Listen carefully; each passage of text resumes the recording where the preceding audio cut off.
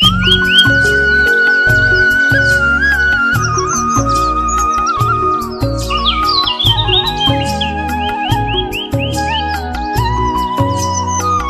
नाम का एक गांव था।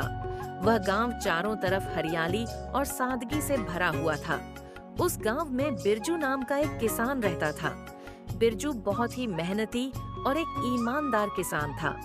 उसके पास एक छोटी सी जमीन थी। उसमें वह दिन रात मेहनत और लगन से काम करता था। बिरजू के पास ज्यादा धन दौलत नहीं थी, मगर उसके पास जो भी था वह उसके लिए अनमोल था।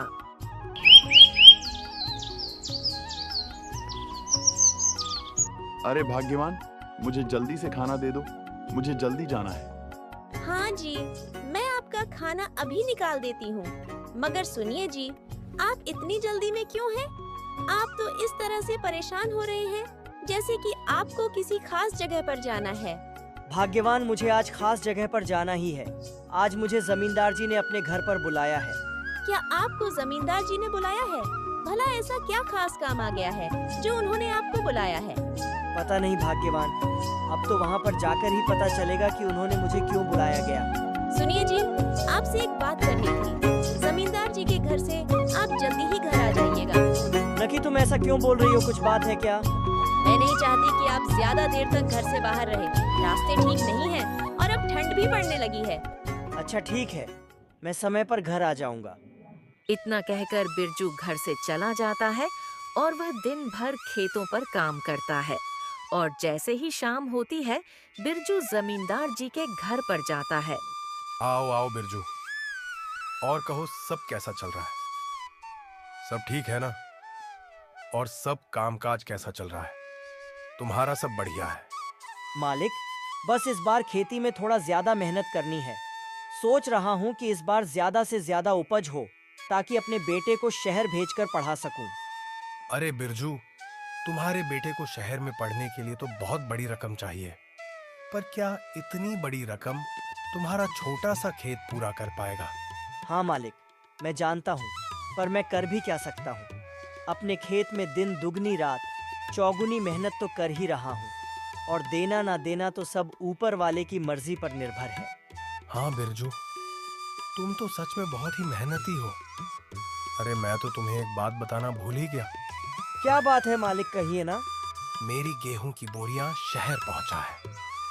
अगर तुम अपनी बैलगाड़ी से मेरा यह काम कर दो तो बदले में मैं तुम्हें अपनी 5 बीघा जमीन तुम्हें जोतने के लिए दे दूंगा, और उसका कोई भी किराया या पैसा तुम्हें मुझे नहीं देना होगा। मालिक, क्या आप सच कह रहे हैं? इतना बड़ा सौदा, और वह भी मेरे लिए? बिरजू, आज तक मैंने कभी भी झूठ नहीं बोला। यह तुम्हारी ईमानदारी और मेहनत को देखते हुए तुम्हारे लिए मेरी तरफ से यह तोहफा है। तुम अपने बेटे को शहर में पढ़ाओ लिखा और उसे एक बड़ा आदमी बनाओ। मैं आपकी यह बोरियां जरूर शहर पहुंचाऊंगा, और आपकी जमीन में मैं इस बार ऐसी मेहनत करूंगा कि आपकी फसल दोगुनी होगी। आपका यह एहसान मैं कभी नहीं भूलूंगा। इतना कहकर बिरजू वहाँ से अपने घर को चला जाता है। अरे वह भाग्यवान कहाँ हो, जरा सुनो तो। तभी वहाँ पर जानकी आती है। अजी, क्या हुआ जी? आप बड़े खुश दिखाई दे रहे हैं। कोई खास बात है क्या? एक बहुत अच्छी खबर लाया हूँ। जमींदार साहब ने मुझे अपनी 5 बीघा जमीन खेती के लिए दिया है, और उसकी फसल में से वे कुछ भी नहीं लेंगे। उसमें से जितना अनाज उगेगा वह सब हमारा होगा, पर इसके बदले में मुझे उनकी गेहूं की बोरियां अपनी बैलगाड़ी से शहर पहुंचाना होगा। हाँ जी, ये तो बहुत अच्छी बात है। ऐसा मौका हर किसी को कहाँ मिलता है। अगर ऐसा हुआ तो हमारे पास भी अच्छे खासे पैसे आ जाएंगे। अब लग रहा है कि हमारे दिन बदलने वाले हैं। अब हम अपने बेटे को शहर भेजकर अच्छी शिक्षा देंगे। मैं उसकी जिंदगी में हर वह चीज़ दूंगा जो मुझे नहीं मिला है। अब मुझे मेरा सपना सच होता हुआ दिख रहा है। अगले दिन बिरजू घर से जल्दी निकल जाता है और जमींदार जी के यहाँ जाता है, और वहाँ से बोरियां अपनी बैलगाड़ी में रखकर शहर के लिए निकल जाता है। बोरियां लेकर बिरजू शहर किशन लाल के यहाँ पहुँचता है। तब किशन लाल बिरजू से कहा है। अरे बिरजू, तुम्हारा यहाँ शहर में कैसे आना हुआ? तुम यहाँ क्या कर रहे हो? हरी काका, जमींदार जी ने आपको यहाँ बोरियां पहुँचाने को बोला था। अरे हाँ बिरजू, मैं तो भूल ही गया था। जाओ, हमारे यहाँ बोरियां तुम रखवा दो। हाँ, आप फिक्र मत करो, मैं रखवा दूंगा। अच्छा, तुम बहुत दूर गांव से आए हो, तो चलो कुछ नाश्ता पानी कर लो। मैं तुम्हारा ज्यादा समय नहीं लूंगा। चलो और चलकर कुछ खा लो। अरे नहीं नहीं काका, रात होने से पहले घर जाना है। अच्छा तो ठीक है, अब तुम जाओ। और हाँ, सेठ जी से कहना कि अभी भी हम उनका गेहूं संभाल कर रख रहे हैं। ठीक है काका, अब मैं चलता हूँ। अगली बार आऊंगा तब नाश्ता पानी करूंगा। बिरजू चलते चलते थक जाता है और एक जगह पर बैठ जाता है। तभी उधर से एक किसान आता है। अरे बिरजू भाई, आप यहाँ क्या कर रहे हो? अरे भाई क्या बताऊं, जमींदार जी के बोरियों का हिसाब लेने आया था, मगर रास्ते में चलते चलते इतना थक गया, सोचा कि थोड़ी देर बैठकर आराम कर लूं। अच्छा, बोरी का हिसाब लेने चले थे और खुद ही बैठ गए। यह तो अच्छा हुआ कि मैं यहाँ आ गया, वरना तुम तो यहाँ अकेले ही बैठे रहते। अरे नहीं भाई, अब मैं घर की ओर निकलता हूँ और रात होने से पहले मुझे घर भी पहुँचना है। और कुछ ही देर में चलते हुए वह अपने घर पहुंच जाता है। अजी, आज इतनी देर कैसे हो गई? आज तो आपको बहुत समय लग गया। इतनी देर से कोई घर आता है क्या? सुनिए जी, मैंने आपसे कितनी बार कहा है कि घर समय पर आया कीजिए, मगर आप हमेशा किसी न किसी काम में व्यस्त हो जाते हैं और समय घर पर ही नहीं आते। भाग्यवान सेठ जी के घर गया था। उनकी गेहूं की बोरियों को शहर में पहुंचाना था। बोरियों को जगह जगह पर देने में देर हो गई, तब इतनी जल्दी घर कैसे आता? क्या भाग्यवान काम में तो देर सवेर होती रहती है। चलो छोड़ो, अब मुझे खाना दो। अच्छा ठीक है, अभी वैसे भी हमारे पैसे के मामले में हाथ तंग है। भाग्यवान, तुम दोनों की खुशी से बढ़कर मेरे लिए और कुछ भी नहीं है। चलिए बस, अब रहने दीजिए। बातें बनाना तो कोई आपसे सीखे। आइए, अब सब मिलकर खाना खा लेते हैं। पूरा परिवार मिलकर खाना खाकर सो जाते। बिरजू दिन रात एक करके खेत पर काम करता है और बहुत ही कम समय में अच्छी फसल उगा लेता है। बिरजू के पड़ोसी को यह सब देखकर बहुत जलन होती है। सुनिए जी, क्या आपने सुना? बिरजू को जमींदार साहब ने 5 बीघा जमीन खेती के लिए दिया है। बिरजू तो पहले से ही अच्छा खासा कमा लेता था और अब तो उसके पास 5 बीघा जमीन और आ गई है। अब तो वह बहुत जल्दी अमीर हो जाएगा। हाँ भाग्यवान, मैंने भी यह बात सुनी है। सच कहूं तो मुझे भी उसकी खुशी देखी नहीं जाती। हर बार हर चीज बिरजू के ही किस्मत में क्यों आता है? जो भी हो, हम कर भी क्या सकते हैं। अच्छा, अभी उसकी फसल तैयार होने दीजिए, तब हम देखेंगे कि आगे क्या करना है। उसी समय हम कोई कदम उठाएंगे। अभी कुछ भी करने का कोई फायदा नहीं होगा। भाग्यवान, तुम ठीक ही कह रही हो, मगर बिरजू बहुत ही तेज इंसान है। उसे धोखा देना इतना आसान बात नहीं है। हमें कोई ना कोई ऐसा तरीका निकालना होगा जिससे कि सांप भी मर जाए और लाठी भी न टूटे, हमारा काम भी हो जाए और उसे पता भी ना चले। मुझे सब पता है जी, आप चिंता मत करो। जब उसकी फसल पककर तैयार होगी तब हम देखेंगे क्या करना है। ठीक है भाग्यवान, अब मैं अच्छी तरह से समझ गया हूँ। असली खेल तो तब शुरू होगा जब उसकी फसल पककर तैयार होगी। तब देखना हम बिरजू को कैसे सबक सिखाते हैं। अब मैं भी चुप नहीं बैठूंगा, समय आने दो। और लगन से अपने खेतों में काम करता है। अच्छी फसल उगाने के लिए वह अपना जी जान लगाकर मेहनत करता है। उसकी मेहनत का पसीना यह गवाही दे रहा था कि उसकी फसल कितनी अच्छी होने वाली है। ऐसे ही कुछ समय बीत जाता है और बिरजू की फसल पककर तैयार हो जाती है। सुनिए जी, बिरजू की फसल पककर तैयार हो गई है। यही सही समय है, हमें कोई ना कोई कदम उठाना होगा। अरे हाँ भाग्यवान, इस बार तो उसे हमें अच्छा सबक सिखाना होगा, मगर मुझे समझ में नहीं आ रहा कि हम उसकी फसल को कैसे बर्बाद करें।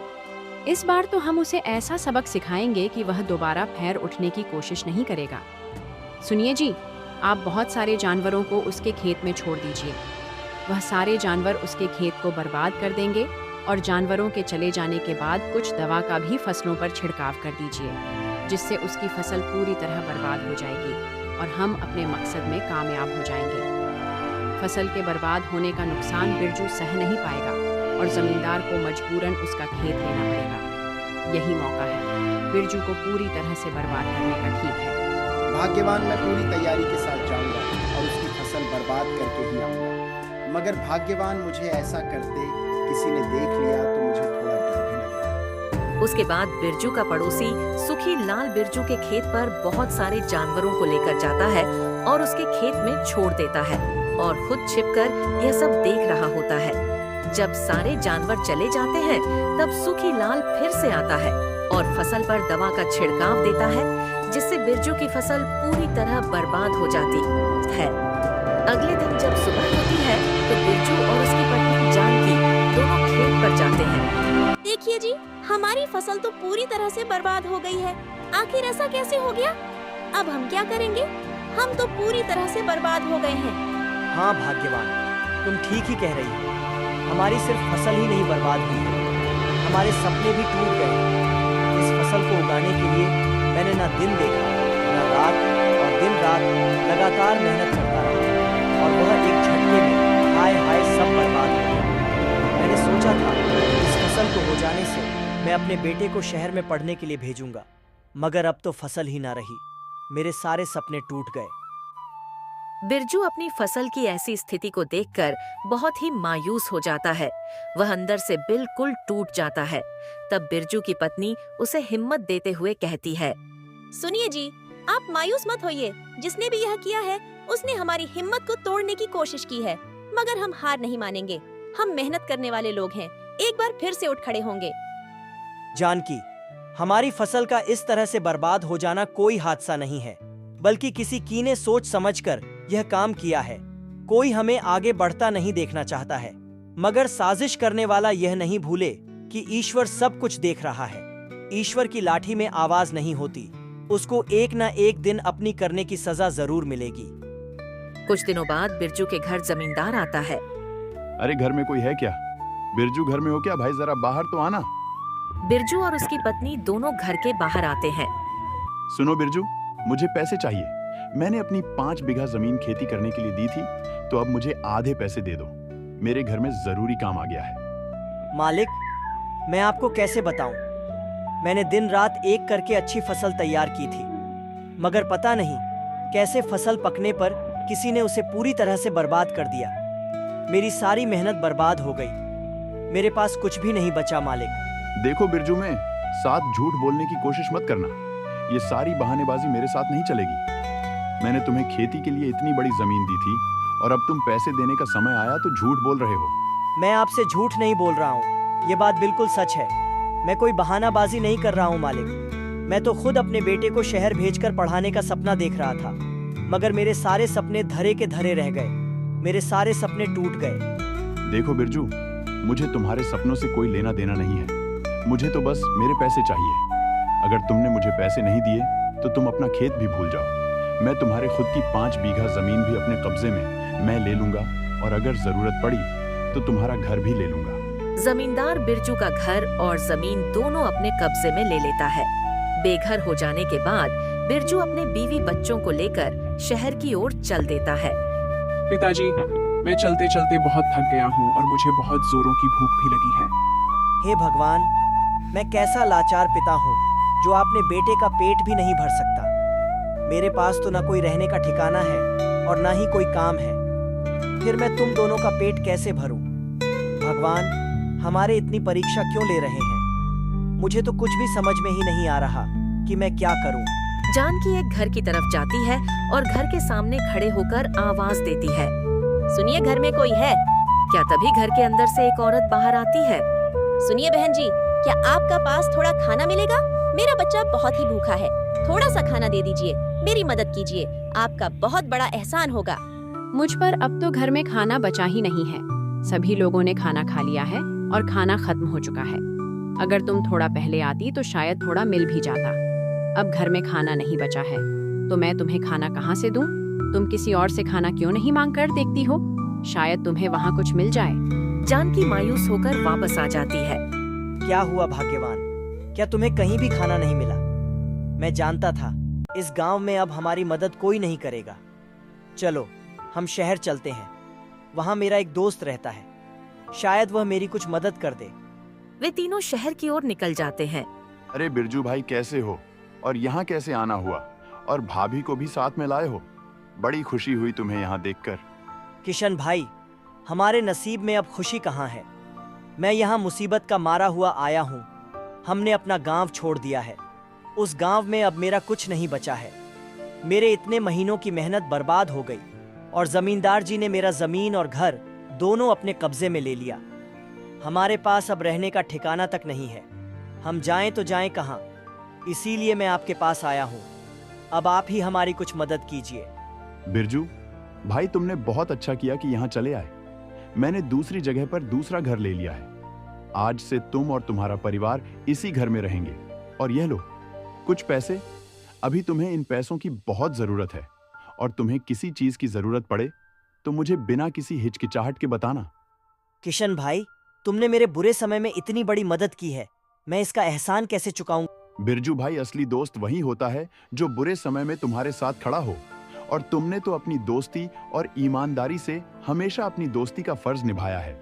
इसलिए अब मेरा भी फर्ज बनता है कि मैं तुम्हारे बुरे समय में तुम्हारी मदद करूं। यह घर तुम्हारा है। किशन भाई, आप हमारे लिए किसी भगवान से कम नहीं हैं। जब सब लोगों ने हमसे मुंह फेर लिया तब आपने हमें सहारा दिया। मैं और मेरा परिवार तुम्हारा ही एहसान कभी नहीं भूलूंगा। अच्छा तो ठीक है बिरजू भाई, अब मैं चलता हूँ। उन्हें रहने के लिए घर तो मिल जाता है, मगर शहर में वे रहकर खाएंगे क्या और करेंगे क्या? यह उनके सामने सबसे बड़ी समस्या बन चुकी थी। सुनो भाग्यवान, हमें रहने के लिए घर तो मिल गया है, मगर इस शहर में जीने के लिए हमने कुछ ना कुछ तो करना ही पड़ेगा। लेकिन मैं क्या करूं? मुझे कुछ समझ में नहीं आ रहा है। अजी आप चिंता मत कीजिए, मेरे मन में एक ख्याल आया है। आपके दोस्त ने जो थोड़े पैसे दिए हैं उन्हें बाजार में ले जाकर समोसे की सामग्री ले आइए। हम समोसा बनाकर बेचेंगे और अब सर्दियां भी शुरू हो रही हैं, तो लोग बड़े चाव से सर्दियों में समोसे खाएंगे। अगर हमारे समोसे का दुकान चल गया तो हमारे पास भी अच्छे खासे पैसे आ जाएंगे। अच्छा ठीक है भाग्यवान, कहीं ऐसा ना हो कि घर में जो थोड़ा बहुत पैसा है वह भी चला जाए और हमारे समोसे का व्यापार भी ना चल पाए। अजी आप बेकार में ही चिंता कर रहे हो, भगवान पर भरोसा रखो, सब ठीक होगा। बिरजू बाजार जाकर उन पैसों से समोसा बनाने की सामग्री ले आता है। फिर जानकी उन सामग्री से समोसे बनाती है। जानकी कुछ समोसे बनाकर बिरजू को देती है और बिरजू उन समोस को बेचने के लिए निकल पड़ता है। बिरजू हर जगह आवाज लगाता है, समोसे ले लो, समोसे स्वादिष्ट, समोसे ले लो, खाओगे एक बार मांगोगे बार बार। जरा गरम गरम हमारे समोसे खाकर तो देखो भैया, दिल खुश हो जाएगा। समोसे ले लो, समोसे, समोसे का दाम है, आलू इनाम है, गर्मा गर्म समोसे। तभी एक औरत बिरजू से समोसे लेने के लिए घर से बाहर आती है। अरे भैया, ये समोसे देखने में तो बहुत ही स्वादिष्ट लग रहे हैं। गरम तो है ना? कैसे दे रहे हो? समोसे बहन, बिल्कुल गरम गरम समोसे हैं। 7 रुपए का एक समोसा है। बोलिए बहन जी, कितने समोसे दूं? अच्छा ठीक है, 10 समोसे दे दीजिए भैया। बिरजू 10 समोसे उसे दे देता है और पैसे लेकर आगे निकल जाता है। धीरे धीरे करके बिरजू के सारे समोसे बिक जाते हैं और बिरजू घर वापस आ जाता है। जानकी, एक गिलास पानी तो देना, जरा मैं बहुत थक गया हूँ। हाँ जी अभी लाती हूँ। सुनिए जी, क्या हुआ? क्या कुछ समोसे बिके? हाँ जानकी, हमारे सारे समोसे हाथों हाथ बिक गए हैं। अब रोजाना बिरजू इस तरह से समोसा बनाकर बेचता और बिरजू का सारा समोसा हाथों हाथ बिक जाता था। इस तरह बिरजू का समोसे का व्यापार अच्छा खासा चलने लगा और बिरजू की अच्छी आमदनी होने लगी और शहर में ही बिरजू ने एक समोसे और चाय की अच्छी सी दुकान खोल ली। अब उनकी परेशानी बिल्कुल दूर हो चुकी थी। बिरजू ने अपने बेटे को बाहर पढ़ने के लिए भी भेज दिया था। अब उसके बेटे को अच्छी शिक्षा मिल रही थी। एक दिन बिरजू को अपने गांव की बहुत याद आती है और वह अपनी पत्नी से कहता है, जानकी, मुझे अपने गांव की बहुत याद आती है। शहर में तो भाग दौड़ की जिंदगी है, मगर हमारे गांव में एक अलग ही सुकून है। मुझे मेरे खेत की मिट्टी, गांव का वाह अपनापन और मेरे खेत खलिहान सब बहुत याद आते हैं। अब तो हमारे पास पैसा भी है, तो हम जमींदार से जी से अपनी पुश्तैनी जमीन वापस ले सकते हैं और हम एक नया घर भी बनाएंगे। ऐसा घर जहां उसके घर का हर कोना हमारे सपनों से भरा होगा। ठीक है जी, अगर आप चाहते हैं कि हम गांव में जाकर ही रहे तो हम वहीं जाकर रहेंगे। वैसे भी वहाँ अलग ही सुकून है। बिरजू किशन लाल से बोलकर अपना गांव लौट आता है। वहीं दूसरी ओर बिरजू के पड़ोसियों की बहुत ही बुरी हालत थी। वह बहुत ही गरीब हो चुके थे। उनके पास खाने के लिए अन्न का एक दाना नहीं था और उन्हें बीमारी ने चारों तरफ से घेर लिया था। उनके मन में बहुत ही पछतावा था। वह बिरजू से मिलकर माफी मांगना चाहते थे। जब उन्हें पता चला कि बिरजू गांव में वापस लौट आया है, तब वाह बिरजू के घर जाते हैं। बिरजू भाई, हमें माफ कर दो।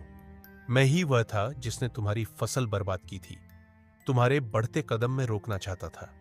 जलन ने मेरी आंखों पर पट्टी बांध दी थी, पर आज मैं उस पाप का बोझ नहीं उठा पा रहा हूं। बिरजू, मेरी आत्मा हर दिन मुझे इस गुनाह के लिए कोसती है। इसीलिए बिरजू भाई, मुझे माफ कर दो, मैं बहुत ही शर्मिंदा हूं।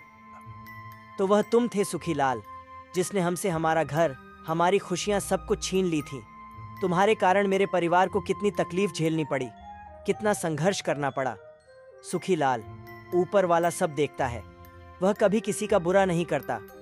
तुम अपनी गलती मान चुके हो और अपने की पर पछता रहे हो, इसलिए माफी मुझसे नहीं, ऊपर वाले से मांगो, क्योंकि एक दिन सबको उसी के पास जाना है और हम सबके गुनाहों को माफी देने वाला वही है। मैंने तो तुम्हें माफ कर दिया है, अब तुम घर जाकर ऊपर वाले से भी माफी मांग लेना, वे तुम्हें जरूर माफ कर देंगे। अब बिरजू जमींदार से अपने खेत और घर पर भी छुड़वा लेता है और वह खुशी खुशी जीवन बिताने लगते हैं।